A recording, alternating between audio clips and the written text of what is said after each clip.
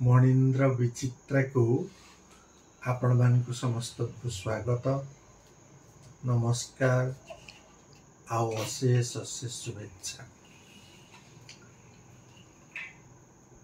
आजिर प्रसंग कौन रहिबो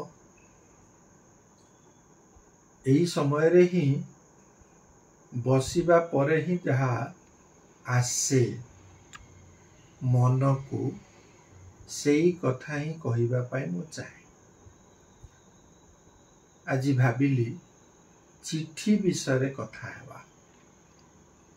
काहे चिठी विषय कथा हेबा आपण माने समस्ते जानुथिबे जे वर्तमान रो जो टेक्नोलॉजी वर्तमान रो जो विज्ञान युग सेथिरे चिठी पत्र लिखिबा संपूर्ण भावरे बंद हो जाइछि।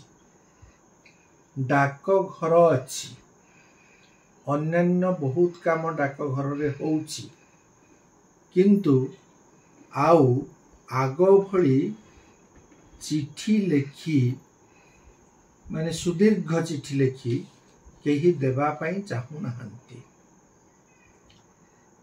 वर्तमान मोबाइल रे भारी सहज रे लिखी ही जाउछि। मेसेज रे गोटे धाड़ी दुई धाड़ी लिखि देले यथेष्ट हो जाउछि। किंतु मु काहे की कथा कहूछि जो माने प्रकृत रे साहित्य अध्ययन करूछंती, साहित्यर छात्र छात्री माने से माने ही पत्र लिखनर परंपरा को बंचाई रखिबे।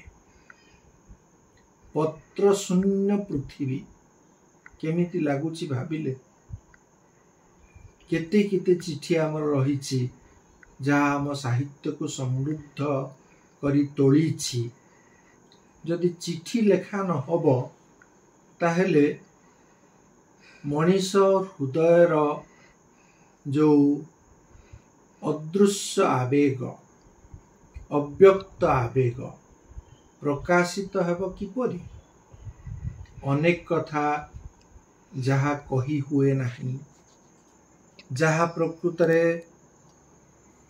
फोन रे मध्य कहिबा सहज नुहे, व्हाट्सएप रे मध्य लिखिबा अनेक समय संभव नुहे, सेपरी सुंदर उपलब्धि सबू चिठी रे काहींकी व्यक्त करा न जीव। आउ ए चिठी होची साहित्य। जे जदि साहित्य रे सुंदर प्रश्नोत्तर करिबा पाई चाहुचंती, साहित्य रे जे गल्प लिखिबा को चाहुचंती, कविता लिखिबा को चाहुचंती, प्रबंध लिखिबा को चाहुचंती, भाषण देवा पाई चाहुचंती, जहा भी चाहुचंती, चिठी होची तार मूल उत्स। मोर मने पड़ी जाउची मते जेते बेले मात्र 6 वर्ष बयस से समय रे मोर सान पिउसी मते चिठी लिखिथिले एवं मु तार उत्तर सेते बेले लिखिथिली। से दिन ठू आरंभ करी आजि पर्यंत बापांक प्रेरणा रे सबु चिठी मु साइती रखिछि। आत्मीय स्वजनंक चिठी, परिवार वर्गंक चिठी, बंधु बांधवंक चिठी, छात्र छात्रींक चिठी, विशिष्ट लेखक लेखिकांक चिठी, से सबु साहित्य रखिछि। जेमिति घरे आगरु साहित्य होई रहिथिला गंगाधरंक निकट को लिखिथिबा राधानाथंक पत्र 48 खंड पत्र, मधुसूदन रावंक पत्र, फकीर मोहन सेनापति, विश्वनाथ कर, नीलमणि विद्यारत्न, से सबु पत्र आज भी रहिछि। तेणु मु भी सेमिति सबु पत्र साहित्य रखिछि। मते सेटा पढ़िला बेलकु माने अतीत को जो फेरिबार सुजोग मिले से सुजोग केबे हेले प्राप्त होई नथांता हेउ नथांता जदि पत्र संरक्षण करी मु रखी नथांती। तेणु संप्रति आम साहित्य छात्र छात्री मानकर कौन लक्ष्य हवा उचित जे सेमाने ही पत्र साहित्य को बंचाई रखिबे, निज हृदयर अव्यक्त अनुभूति को व्यक्त करिवे। गल्पटीए भल लगिला, कविताटीए भल लगिला, काहाकू फोन रे दुई धाड़ी कही देई निज कामटी सरीगला बोली भाविबे नाही, बरं ताकू विश्लेषणात्मक भावरे पत्रटीए लिखिबे।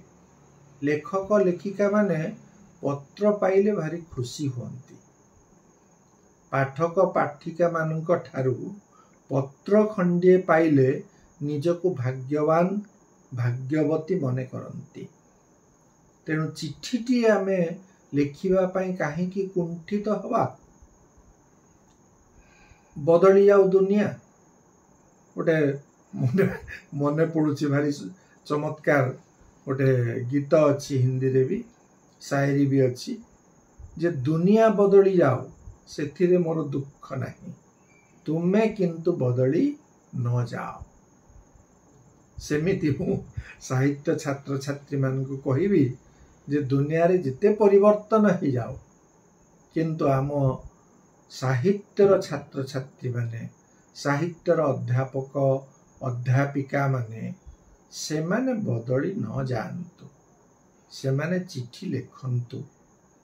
व्हाट्सएप रे भी जदि लिखिबे ताहेले संक्षिप्त भाव रे न लिखंतु, दीर्घ भाव रे वर्णना करी लिखंतु एवं ताकू प्रिंट काढ़ी साइटी रखंतु फाइल भितरे। देखिबे आउ 10 वर्ष गला परे जेते बेले से चिठी गुड़िक से माने पढ़िबे सेते बेले केते सुंदर लागिबो। अतीत को मन फेरी जीव जेते बेले भूली जाइथिबा दिन गुड़िक विस्मरी जाइथिबा स्मृति सबू जेते बेले उंकी मारिब हृदय रे सेते बेले आखि को लुह आसी जीवो। केते बेले हास्य संवरण करी हेबनी, केते बेले मधुर अति सूक्ष्म अनुभूति रे परिप्लावित होई जीवो हृदय। तेणु मु सेथिपाई अनुरोध करिबी जे पत्र साहित्य को समस्ते बंचाई रखिबे, किछि किछि लेखंतु। प्रत्येक दिन नहेले भी मझिरे मझिरे गोटे गोटे सुंदर चिठी लेखंतु। एइटा ही होउची आत्मीयतार भल पाइबार, एइटा ही होउची हार्दिकतार सुंदरतम परिचय। तेणु चिठी को आमे ही बंचाई रखिबा। बस एतिकी।